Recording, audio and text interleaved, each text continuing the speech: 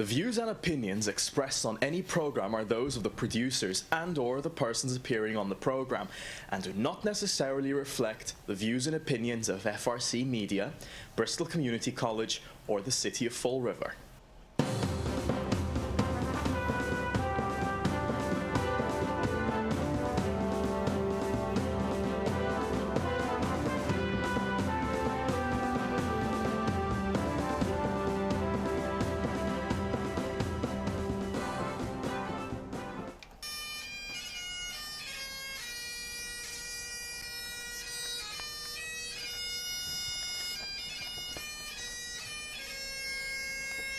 Trooper Thomas L. Clardy, 77th Recruit Training Troop.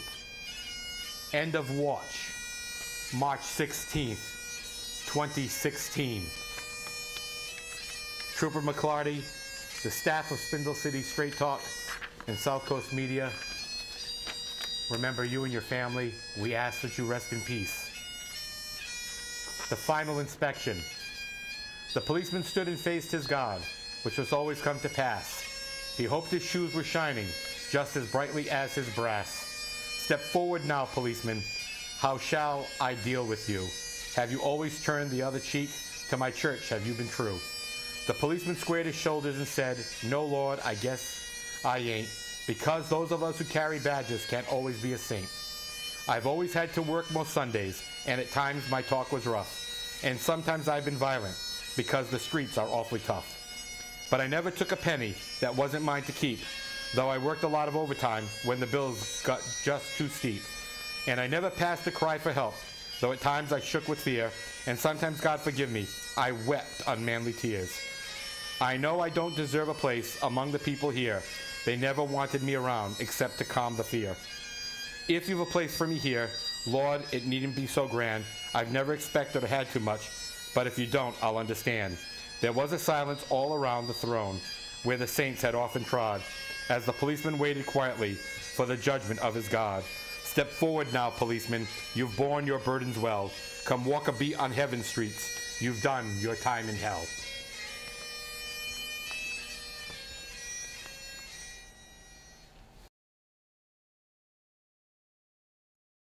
Very, very well done, CJ.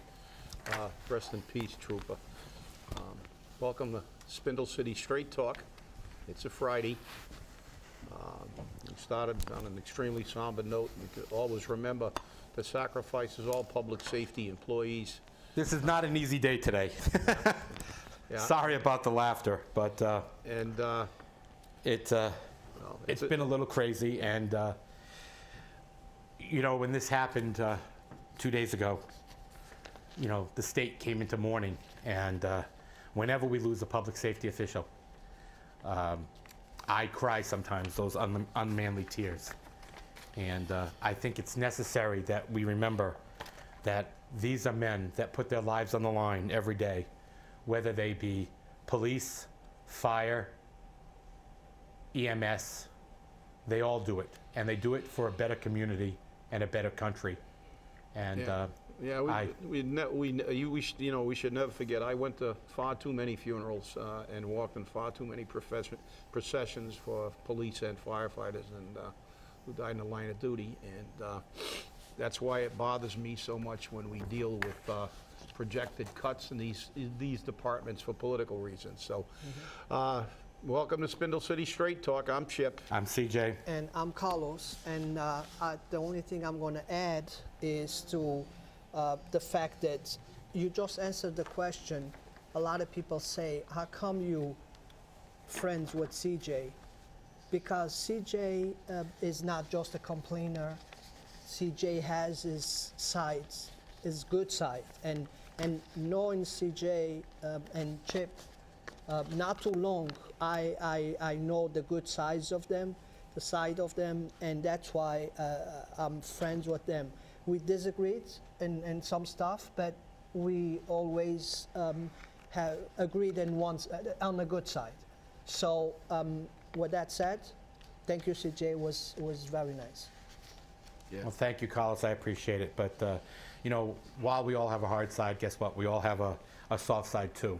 And my soft side is with our public safety, and it always rings tremendous for me. So. Yeah, everybody has a yin and yang, but Yep. let's get back to the business of the city at hand, right? Well, you know, I'm trying to debate on what to talk about first. And I'm looking gonna for the menu. Yeah. You know, I'm looking at the menu. There's too many. This is like a, Yeah. this is like a smorgasbord. Yeah, exactly. But you know, let's talk about the state transportation plan. You know, on this particular Friday before our show, the state representatives and state senator taped their show. And you know, several years ago, we knew that Southcoast Rail was dead. Now again, they're trying to revitalize it with $148 million for Southcoast Rail. You know, we've been saying this for 30 years. It's kind of like as long as the Braga Bridge has been worked on. And guess what? The people have already accepted that Southcoast Rail isn't going to happen anymore. So if you're going to use this for a political ploy to get reelected, don't bother. The people aren't buying it anymore. They bought that bull for long enough. The soup is sour. Let's not go there. Okay, let's throw another little angle into this deal. We all know, and even the Messiah Melian admitted this thing was never going to be. Right.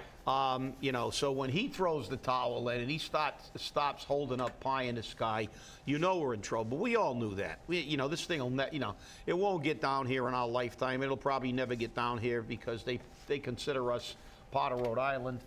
But the reality is, they've got $148 million in the transportation budget allocated supposedly, and you know what this is? This is the state hiding money, because they're going to divert this money. You mark my words. They're not going to spend $148 million on the Southcoast Rail. It's in the budget.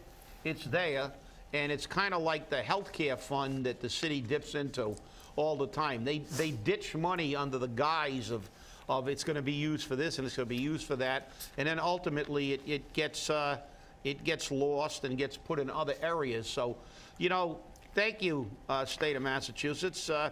You know, we know how really committed you are to bringing the Southcoast Rail to Fall River, and in reality, I've always not been a real proponent of the Southcoast Rail anyway, except, you know, if I wanted to make a more convenient trip to Boston, because if we ever did get a rail down here, it would be most of the passengers would be leaving Fall River, going toward Boston, not coming to Fall River. This is true. It's obvious. It's obvious by the way this city is going, and it's ironic because I just left the government center. I had a meeting of the Insurance Advisory Committee. Ooh, a nauseous meeting. Yeah, and I ran into a taxpayer on waiting for the elevator, and she looked at me and shook her head and said, "Wow," she said, "this city just keeps getting worse and worse." And she said, "If I could afford it, I'd move out." She said, "But I'm on a fixed income." And, you know, I hear that a lot, and this is the problem that we have. You know, we got too much pie in the sky. A state delegation will throw bouquets and say how we're moving forward all the time. And, you know, if you go out in the streets the way we do and talk to people like we do here, we know that nobody's believing that anymore. And the funny part is, what we hear from politics, it's opposite what we hear from neighbors. The neighbors tell us that they want to move. The politics tell us it's no homes for sale.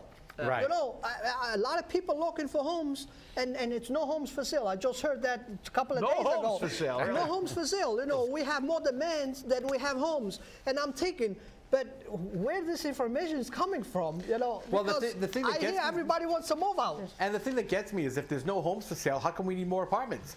Yeah. I mean, Well, but look, please don't make that logical assumption. Don't think logical again, I know. Don't get logical on it. You know, yeah, it's ironic because you know, my neighborhood. I've lived in my neighborhood a very long time, and very rarely the houses where did you see houses up for sale. Like, you know, they stayed, you know, in houses for a very long time, and it was ironic. I went around the block the other day, and there's two houses on the next street with for sale signs. Right. You know, that I know those people had been there for decades, and you know, there's a for sale sign. So if anybody's looking for homes, I see for sale signs all over the city. I don't know why they can't find any houses. They're not looking too hard. One thing that I've been noticing is the house, as soon as the house, they build new homes, as soon as the house is done, people move in. But 2 years after, you drove by that house and the house is for sale. It's vacant. It's for sale. You know? So it's like... Yeah, because they smarten up. They say, I got to get out of town fast. So, well, you know, the next item up for bids on The Price is Right is the South Coast lawsuit against Steward over creating a cardiac catheterization lab. And guess what? The court threw it out. Like we didn't know that was going to happen. Yeah. I mean, come on. You mean that nonprofit? Yeah, the nonprofit. Yeah, the nonprofit that pays us not a dime. Doesn't want anybody interfering with their ability to make money. Yeah, exactly. And now Steward can do cardiac catheterizations right here in Fall River. They wanted to stop that because that leads to the next thing. That means they'll start doing electrophysiology. They'll start doing EP stuff for the heart. You know, defibrillators, pacemakers. Oh, wait a minute. Then they might move into cardiac open-heart surgery, kind of like South Coast has done. They don't want competition. You know, this is kind of ridiculous. And it scares me anyhow because we know what Boston physicians say about Charlton. So, you know, I'm not even going to go there. But it's just amazing that even after they're slapped, their attorneys are reviewing the case to see if they're going to file another case against them. You know what? It's done. They got their license. Move on. Competition is a good thing. It's a good thing in medicine. Unlike your hospitalist system, which is a dismal failure and is putting patients in danger. Yeah. So I don't want to hear about it. It's amazing how much money this nonprofit will spend to maintain their profit margin. Exactly. I know. But, you know, that was another piece of information that came out yesterday. I will pass on this one so I don't have a heart attack. If you do, you got a choice of hospitals now. You do. You got your choice, or take a cab to Boston if you want to live. So. Yeah, hop an air flight. That's right. Okay, back to the Talbot student who was assaulted by allegedly assaulted by a Fall River substitute teacher who had been summoned into court.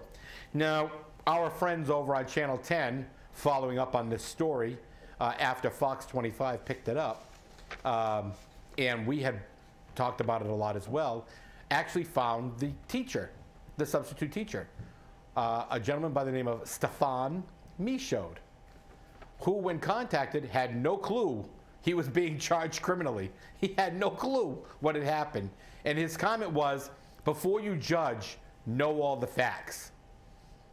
Now, the child, and I'm not going to name the child, although other news media have done that. I don't believe in that. And, you know, the mom has gone very public with it, so we know what's going to go on there because she wants full restitution and she wants the teacher to serve time.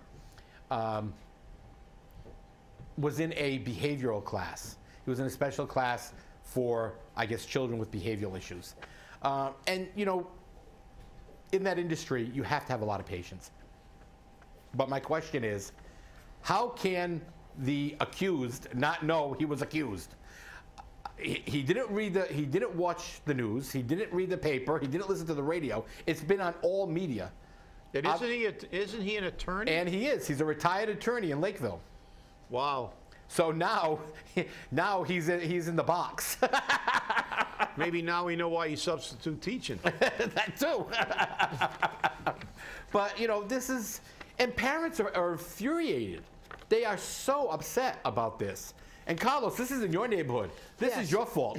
Yeah, I know. Yeah. And when it comes to Talbot, and I had mentioned this on last week's show, the Neighborhood News, we work very close with all the schools on our neighborhood. And that school, for I don't know which reason, maybe the principal, it's an old school, he really don't allow much contact from the neighborhoods or the community into the school. We invite them like we invite all the other schools for cleanups, for get-togethers, for Christmas shows, all that, and we never get even an answer from them. So, you know, what comes to Talbot, I really don't know much about the school and how the school is run. The only thing I know for sure is we need to get into the schools and talk to these kids and tell them about community, how they can help community, how they can get involved, how when they leave their school, it's something they need, it's a rule they need to follow. The rule, it's not followed just inside the school. You have rules when you step outside the school. Yeah. Well, and they are, you know, insolent. They kept everything for themselves, and now we have, in 2 days, we have boom, boom, something yeah, that comes out of the we school. had the stabbing there, and Yeah. obviously, I have been told by some very reliable sources that there are gang problems in that school. So we have 13-year-olds and 12-year-olds that are already in gangs, and that stabbing was a very, very severe attack. Yeah, from what I understand, they were trying to send a message. So From a very reliable source, you know, this 30-year-old was really carved up pretty badly, and that's, I mean, that's pretty pretty sobering when you think of you know, teenagers. Well, the other one was an adult by law; he was 18, I believe, but the other ones were actually still juveniles, and you know, they have the.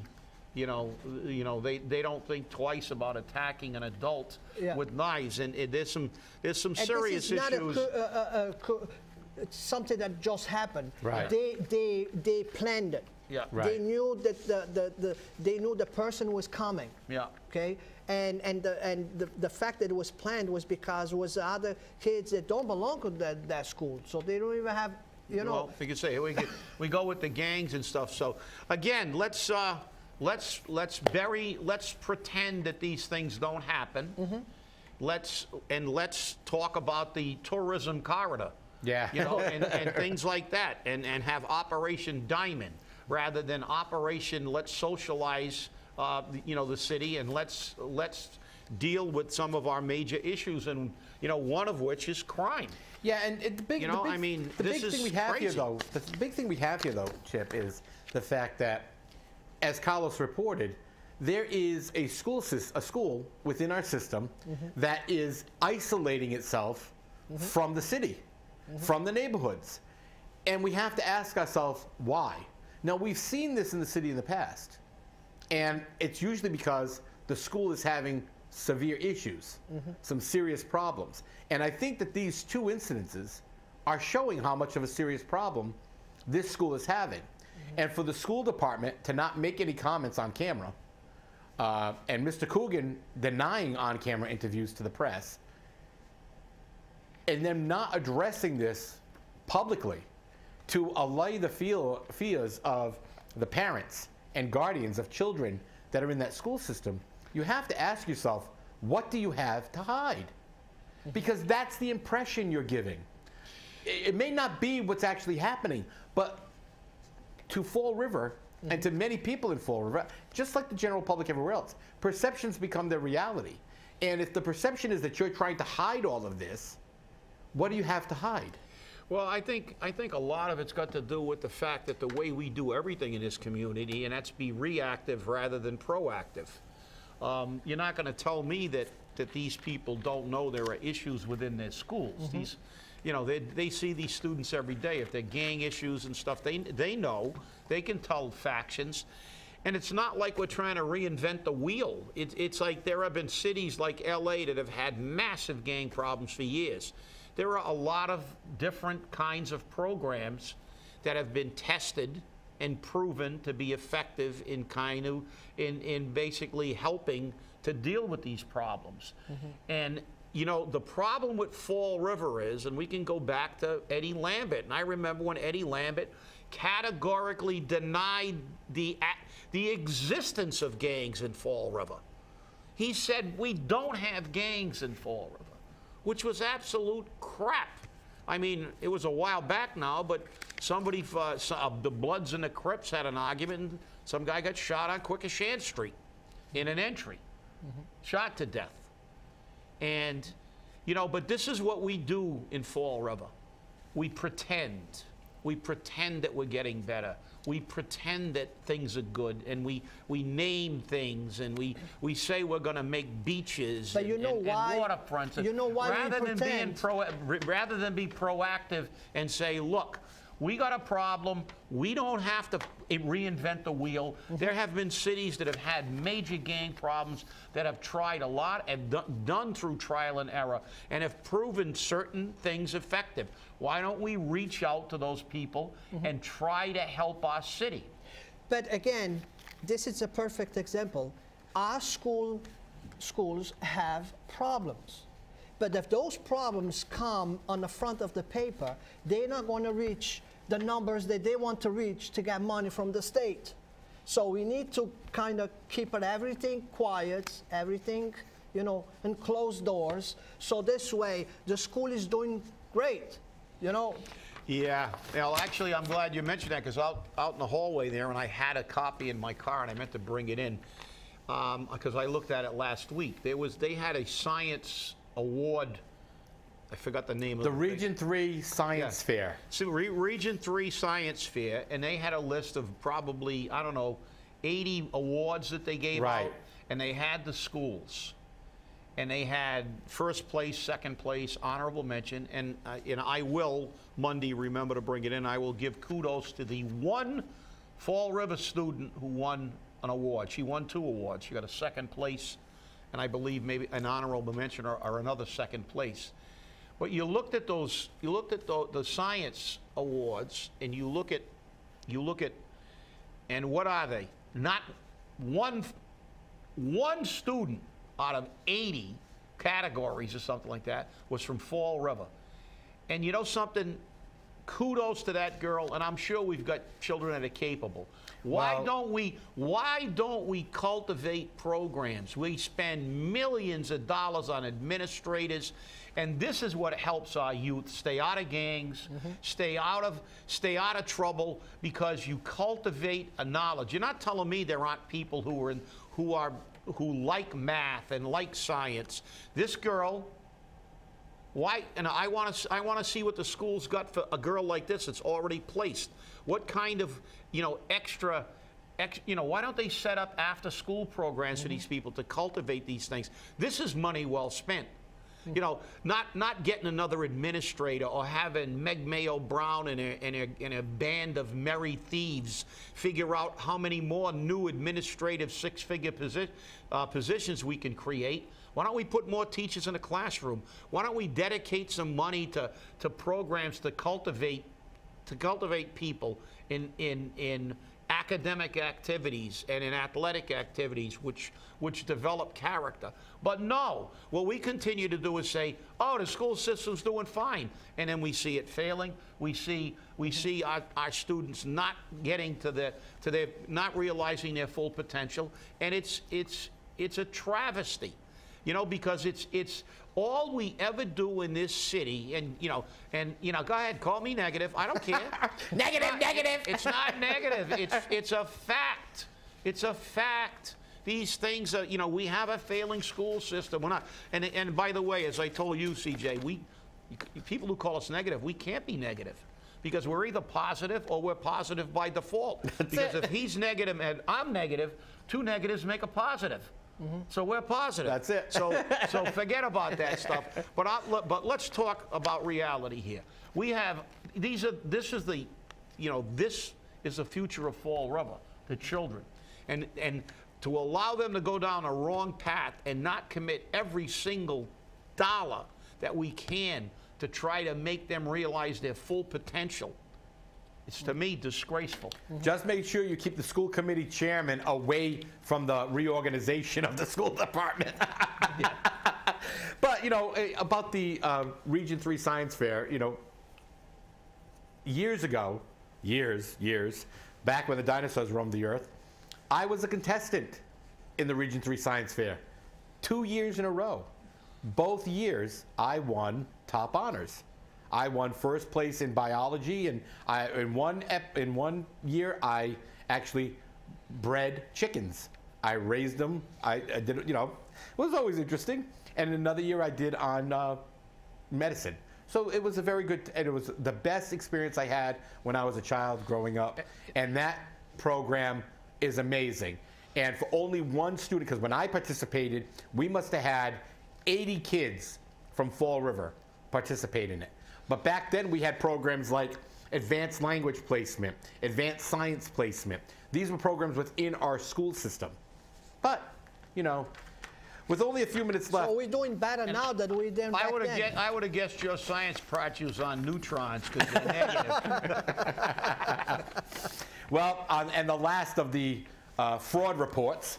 So, dessert. So this is the dessert now. Yeah, right. This is the dessert of the day. A little whipped cream and a cherry here. Which I've been following this for a long time. Mayor Correia, again, misses OCPF deadlines. And OCPF isn't that hard. It's a very basic system. And the excuse the mayor provided, and I'm going to quote him here, if I can find that again. This is the first time that they're running a mayoral campaign. Guess what, Mr. Mayor? Guess what, boy emperor? Guess what, resident moron? And I'm sorry to put it that way, but you are. The campaign finance rules and campaign finance laws are the same whether you run for city councilor, which you did 2 years ago, or you run for mayor. There's no difference in the reporting. The only difference is putting it on paper or putting it online. That's the difference. The rules are the same. And for you to say that your treasurer is a volunteer and has a full-time job, so on and so forth, those are excuses. The buck it's a lot of work, too. Right, yeah, it's a lot of work. The buck stops here, okay? It stops right on the 6th floor, and it stops with the candidate, okay? You're joining a very exclusive club, Mr. Mayor, all right? And let's remember, Mr. Mayor, because when the training was offered in Fall River, do you remember where I was sitting? I do. I was sitting right at the sign-in sheet. Not one candidate signed in that I didn't see and make note of. Now, Mr. Mayor, you signed in. Within 10 minutes, you walked out the door because you had a previous engagement. So obviously, you didn't think that the law was important enough for you to comply. Or the training wasn't important enough so that you could comply. And not every candidate showed up either.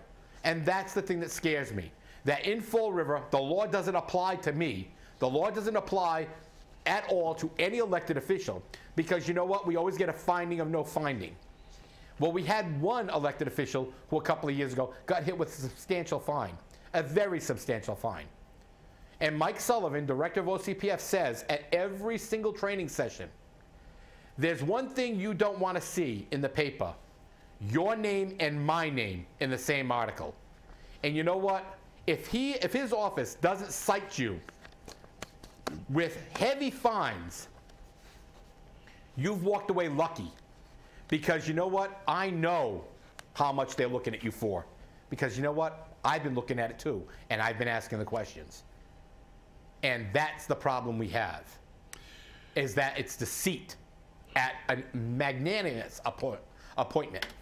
It's not that much work. And secondly, let's look at one of the things in the article by Joe Good. It said, also, OCPF identified 2 donors, local businessman Carl Garcia. Does that sound familiar? Yeah, that's the one in charge of his transition team. Wow, well, yeah. Carl Garcia. Carl Garcia is the same guy who got his license to run his auto body shop renewed blanketly when he forgot to renew it, which he's supposed to go through the entire process all over again, but they waived that for him. And local developer Kenneth Steen, let's look for his name on some of this, some of these new projects. Right. Donated more than the allowed $1,000 in 2015. So look, we see this all the time. You know, the last show we were talking about the kangaroo court and the donations to the mayor. So let's hope we all stay angry, all stay involved, and let's keep their feet to the fire. And see you next week. And have a good weekend. See you next week. Have a great weekend, everyone.